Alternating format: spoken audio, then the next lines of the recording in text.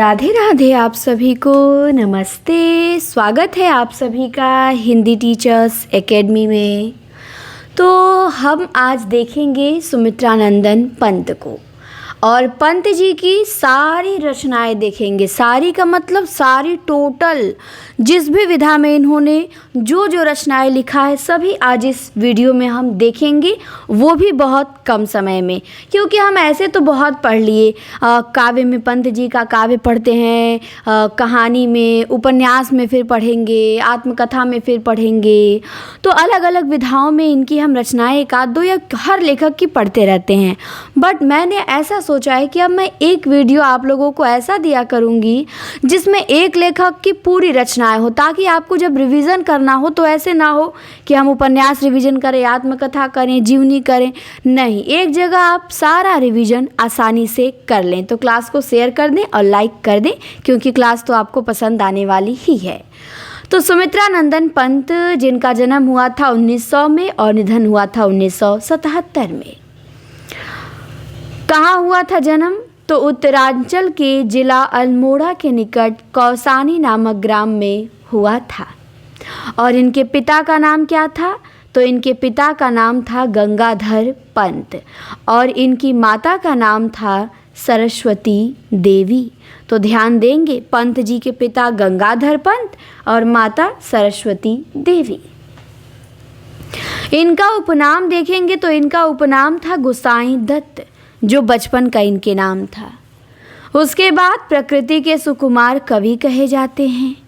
प्रकृति के सुकुमार राजकुमार इनको निराला ने कहा। और शब्द शिल्पी कहे जाते हैं। छायावाद के विष्णु कहे जाते हैं।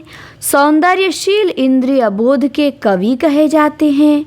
और शुक्ल जी ने इनको छायावाद के प्रतिनिधि कवि कहा है। रामचंद्र शुक्ल जी ने पंत को सर्वाधिक महत्व दिया है छायावाद में, और छायावाद के बृहत्त्रयी में इनका महत्वपूर्ण योगदान है। और पंत जी अरविंद दर्शन से प्रभावित थे।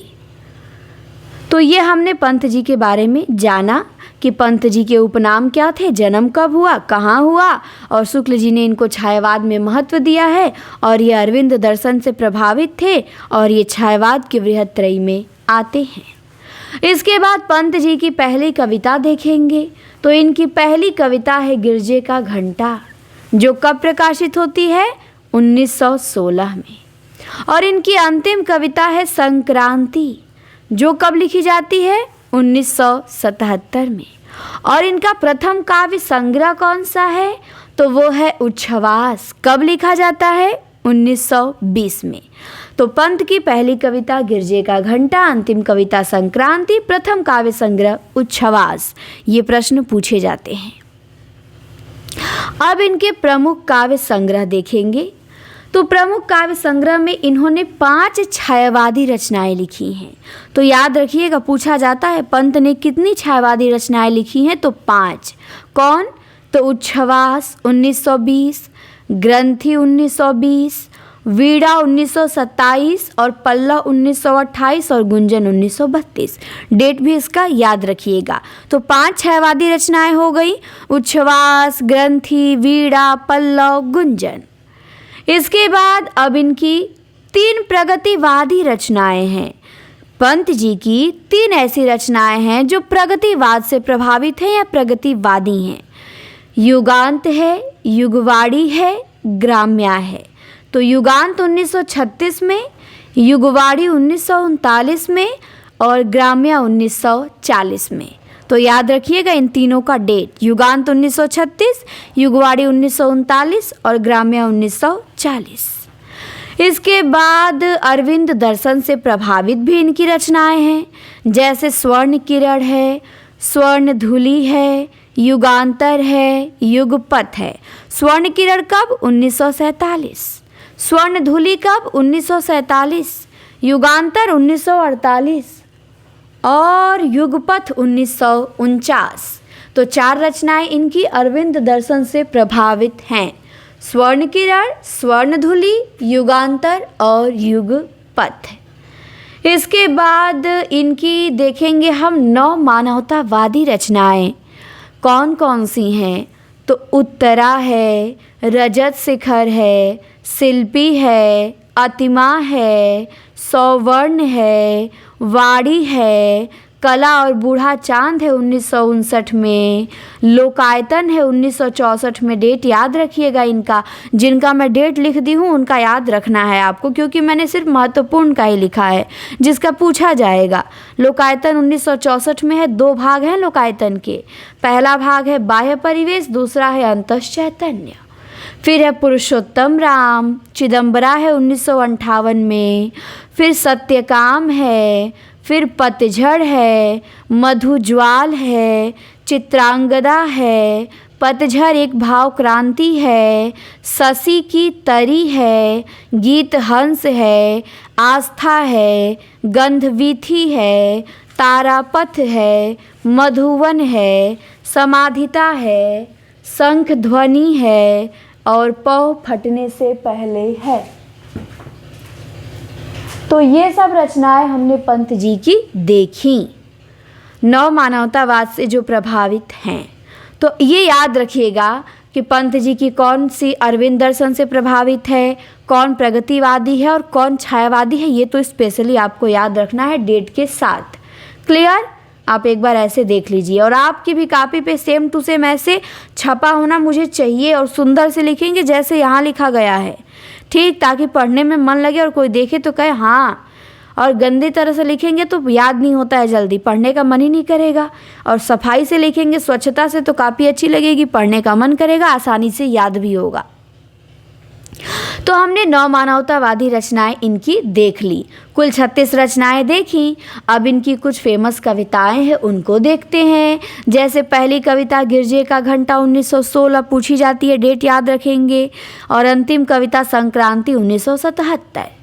इसके बाद आंसू की बालिका है, पर्वत प्रदेश में पावस है, बादल है, छाया है, परिवर्तन इनकी लंबी कविता है। पूछेगा पंत की लंबी कविता, परिवर्तन। मौन निमंत्रण इनकी रहस्यवादी कविता है। पूछेगा पंत की रहस्यवादी कविता कौन सी है, मौन निमंत्रण है। बापू के प्रति पंत जी ने लिखा है बापू के प्रति, और निराला ने लिखा है राम यमुना के प्रति, और नागार्जुन ने लिखा है राम के प्रति। फिर चांदनी है, अनंग है, अप्सरा है, एक तारा है, नौका बिहार है, और मधु स्मृति या भावी पत्नी के प्रति है। तो ये हमने पंत जी की रचनाएं, कविताएं फेमस जो है उनको देखा। आप इसे नोट करेंगे और याद होनी चाहिए। इसके बाद पंत जी को कौन कौन सा पुरस्कार मिला है ये देखेंगे। तो पंत जी को 1961 में पद्म भूषण पुरस्कार मिला, और पंत जी को 1960 में साहित्य अकादमी पुरस्कार मिला। और किस पे मिला? कला और बूढ़ा चाँद पे, जो 1959 में प्रकाशित हुआ था। तो 60 में पंत जी को क्या मिला? साहित्य अकादमी मिला। 61 में पद्म भूषण मिला था। और याद रखेंगे 1968 में चिदम्बरा पे पंत जी को ज्ञानपीठ भी मिला। चिदम्बरा 1958 में प्रकाशित हुआ, और 1968 में 10 साल बाद इन्हें ज्ञानपीठ इस पे मिला। इसके बाद पंत जी को सोवियत लैंड नेहरू पुरस्कार भी मिला। किस पे मिला? तो लोकायतन पे मिला। और लोकायतन कब प्रकाशित हुआ? 1964 में। तो यहाँ इनके जो पुरस्कार इनको मिले हैं वो भी मैंने एक जगह लिख दिया है ताकि आपको आसानी रहे। अब इनके कुछ काव्य नाटक हैं, आइए इनको देख लेते हैं। जैसे रजत शिखर है, पूछा जाता है। शिल्पी है, पूछा जाता है। सौवर्ण है, ज्योत्सना है, अतिमा है, मधुवन है, मानसी है, युग पुरुष है। तो रजत शिखर, शिल्पी, सौवर्ण, ज्योत्सना, अतिमा, मधुवन, मानसी, युग पुरुष, ये इनके काव्य नाटक हो गए।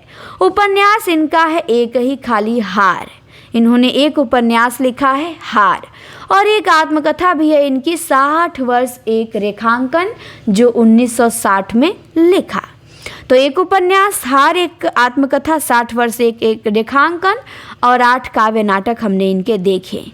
और 15-16 कविताएं देखी, 36 काव्य संग्रह देखे। और 4 इन पुरस्कार देखे हैं।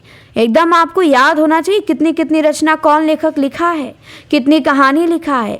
कहानी संग्रह 5 कहानियाँ हैं और एक पान वाला करके मिलती है, तो पान वाला भी लिख लेंगे और 5 कहानियाँ भी है, तो आप ध्यान देंगे। इसके बाद बस इतनी ही रचना लिखे हैं हमारे पंत जी, ज़्यादा नहीं लिखे हैं।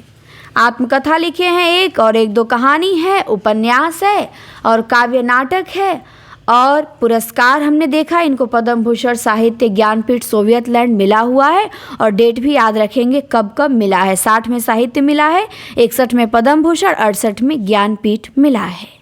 और हमने इनकी 15 कविता देखी और पहली अंतिम कविता याद रखिएगा, पहला काव्य संग्रह याद रखिएगा, कौन प्रगतिवादी रचना है, कौन नवमानवतावादी है।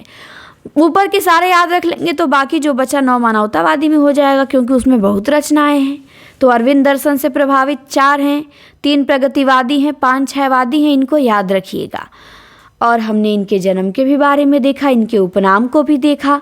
तो लगभग आपके सुमित्रा नंदन पंत बहुत अच्छे से रिवीजन हो गए हैं और पंत जी से अब कहीं से भी प्रश्न बनेगा तो मुझे पूरा यकीन है कि इससे बाहर नहीं जाएगा। हाँ, पंक्तियों को हमने छोड़ा है, पंक्ति नहीं है इसमें, क्योंकि पंक्तियों को अलग से कराया गया है और नहीं है तो फिर करा दिया जाएगा। बाकी इसमें केवल ये रचना स्पेशल है, उपनाम स्पेशल है और बहुत अच्छे तरीके से बहुत कम समय में आपका रिवीजन हो जाएगा। तो ऐसे ही मैं आपको एक एक रचनाकार कराती जाऊँगी, सारे रचनाकार जो भी फेमस हैं, और ये नहीं कि क्रम से चलेगा, छायावाद, प्रगतिवाद, जहाँ से मेरा जिस लेखक को मन किया उठा के उनकी रचना करा दूंगी। लेकिन हाँ, एक भी छूटेंगे नहीं, ये जान लीजिए। जो महत्वपूर्ण होगा सब कराया जाएगा। तो आप निश्चिंत रहिए, चैनल को सब्सक्राइब कर लें और अधिक से अधिक शेयर करें, उससे मोटिवेशन मिलता है। अब हम इतनी अच्छा वीडियो बनाते हैं आपके लिए, आप शेयर नहीं करते, लाइक कमेंट नहीं करेंगे, फिर लगता है कि अच्छा नहीं कर रहे हैं हम। तो आप अच्छा लगे तो बिल्कुल करिए, नहीं अच्छा लगे तो वो भी कमेंट में बताइए, ताकि हम और बेहतर करें और सुधार लाएं, क्योंकि मुझे हमेशा नया नया अच्छा करने की आदत है। तो वो मैं करती रहूँगी, जो त्रुटियाँ होंगी उन्हें सुधार भी किया जाएगा और बेहतर से बेहतर कंटेंट देने का आपको प्रयास रहेगा। और चीज़ों को आसान बनाने का मेरा ज़्यादा प्रयास रहता है कि हर चीज़ को बहुत आसान बना दिया जाए, ताकि आपको कुछ कठिन न लगे, आसानी से चीज़ें याद हो जाएं। बाकी दिया तो सब बुक में है ही, और हम जब शॉर्टकट चीज़ें पढ़ते हैं, छाट के पढ़ते हैं, तो बहुत अच्छे से हमको याद होता है और बोझ लगता है कि कम हो गया है। तो ये मेरा पूरा प्रयास रहता है। चलिए, वीडियो कैसी लगी कमेंट में बताएंगे। इंतज़ार करिएगा अगले वीडियो पे।